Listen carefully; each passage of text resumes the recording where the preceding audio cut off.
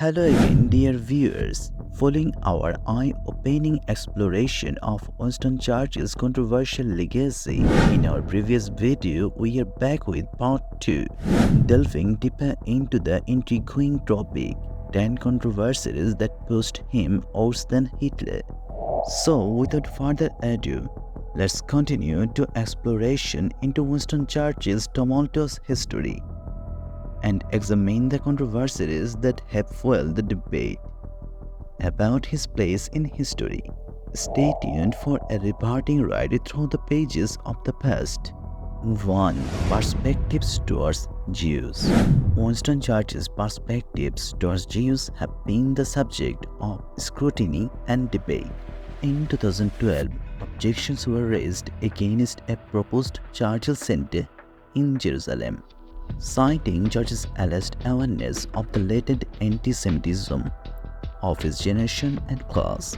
While Churchill's official biographer, Sir Martin Gilbert, argued that Churchill supported the Zionist ideal and a Jewish state, some believe that being Zionist and anti-Semitic are not mutually exclusive. Historian John Chamley acknowledges that Churchill was a fervent Zionist who believed in the right of the Jewish people to have their own state in Palestine. However, he also notes that Churchill shared the low-level casual anti-Semitism prevalent in his social class. Chamley cautions against judging historical figures solely by modern standards of political correctness, emphasizing the importance of considering the broader context.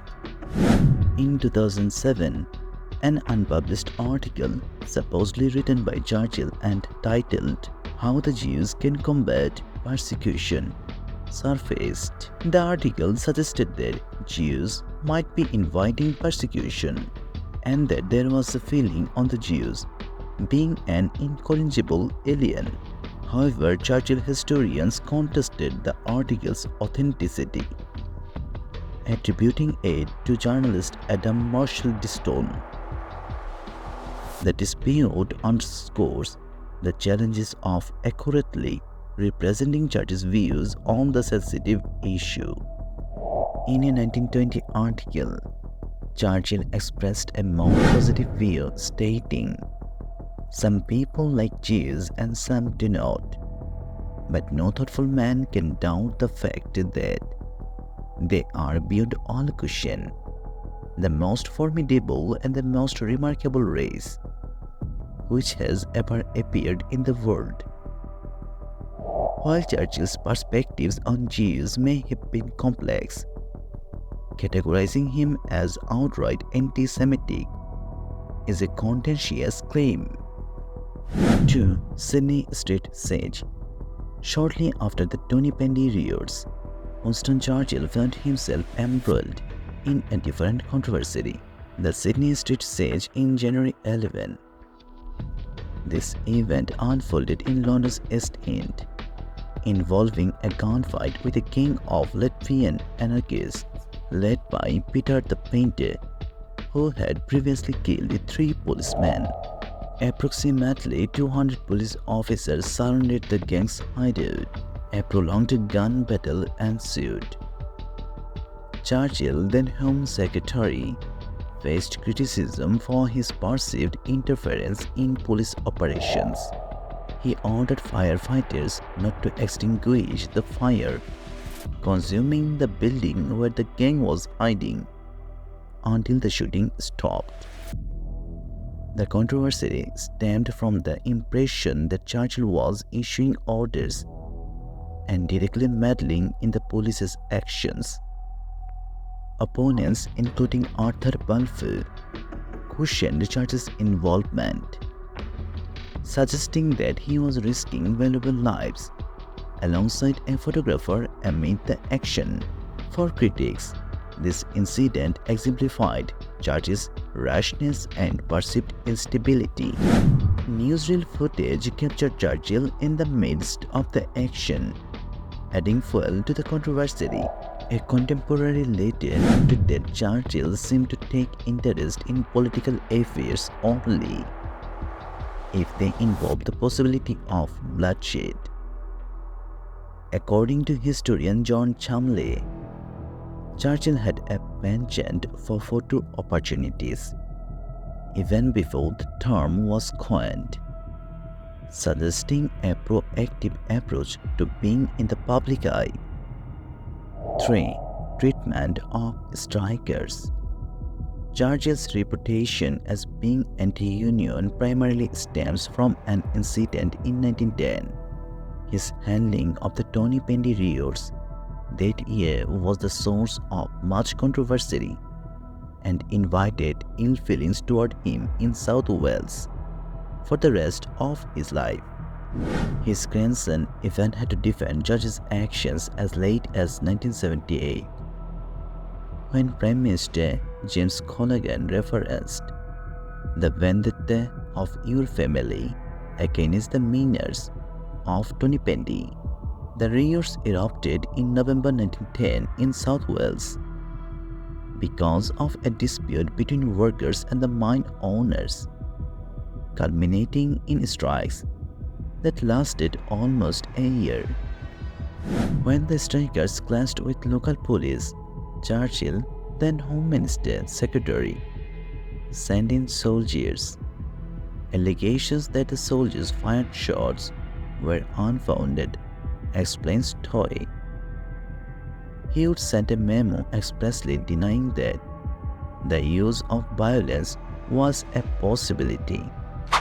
Yet it made him a pantomime villain in the area ever since. Louis Miskell, a historian at Swansea University, told the BBC in March 2014. But a year later, the soldiers were again called into strike-related riots in Liverpool. On this occasion, the soldiers fired their weapons and 2 people were killed. And in later years, his contempt for unions became more pronounced, says Chamley. In 1919, under Churchill's Secretary of State for Air and War, tanks and an estimated 10,000 troops were deployed to Glasgow during widespread strikes and civil unrest amid fear of a Bolshevist revolt. The Tonypendy incident is comparable to Margaret Thatcher's later struggles with miners. Chamley suggests, he says, that if Churchill had not moved in troops, the situation could have been much worse, and he would have been criticized even more. In Boris Johnson's biography, he promotes the more liberal side of Churchill as the begetter of some of the most progressive legislation for 200 years, together with former Prime Minister David Lloyd George. He deserves the title of founder of the welfare state. He supported quite radical social reform at Speckwood. Still, it was more in the form of Victorian paternalism, and he was a die-hard opponent of communism, who saw the hand of it behind the labor movement during the 1920s. For someone who has his terrible reputation with the unions, says Pegwood, he actually goes on to run to every conciliatory governments for cash for influence in return for a fee of £5,000 to oil companies, Royal Dutch Shell and Burma Anglo-Persian Oil Company asked him to represent them in their application to the government for a merger. Gilbert's official biography stated, by modern British political standards, the 1923 payment would be considered highly inappropriate. Churchill, whose political career was in the doldrums at the time according to a history of British Petroleum, agreed to use parliamentary influence to raise the issue in return for money. But I would be careful about calling it a bribe, Toy says. He accepted all the sorts of gifts, which in today's culture of full disclosure would get you expelled from the commons. But those rules were not in place at the time. The Register of Members' Interests was introduced in 1975. You can argue that it was a conflict of interest. You can even argue that it was wrong. But you can't call it a bribe in the sense that it was actually illegal. Toy says, politicians' links with business and the media were not under the same level of scrutiny as they were then. Says Packard, he was operating in a slightly different ethical environment. 5. Role in Ireland. In January 1919, Churchill assumed the role of Secretary of State for War and Air. 11 days later, the Irish War of Independence began. Churchill's role in Ireland is most associated with deploying the controversial Black and Tans to fight the Irish Republican Army (IRA), named after the uniforms. These temporary constables soon developed a reputation for excessive violence. In Churchill, the greatest Briton unmasked, Nigel Knight claims that Churchill repeatedly refused to stand down the Black and Tans and even advocated the use of air power in Ireland. But it would be unfair to label Churchill as anti-Irish, says Toy. Although Churchill was against Home Rule for Ireland and initially implemented harsh repression, he was also an early advocate of partition. Toy explains, Churchill played a vital role in the Anglo-Irish Treaty of 1921, which ended the war. It comes back to his character, which is in war resolution, in peace magnanimity, says Packard. When he felt that there was a fight, he would push very hard, and when he thought there was a chance of peace and dialogue, he was also at the forefront of that. Churchill had expressed support for Home Rules as early as 1912. He also recognized the role Irish personnel serving in the British Armed Forces played in WW1 and later in WW2, adds Toy.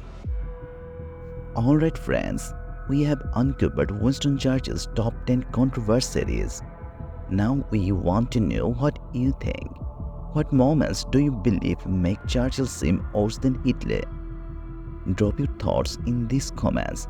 Remember to subscribe for more exciting stuff and catch our old videos comparing Churchill and Hitler. Thanks for being with us on this historical ride. See you next time. Keep being curious.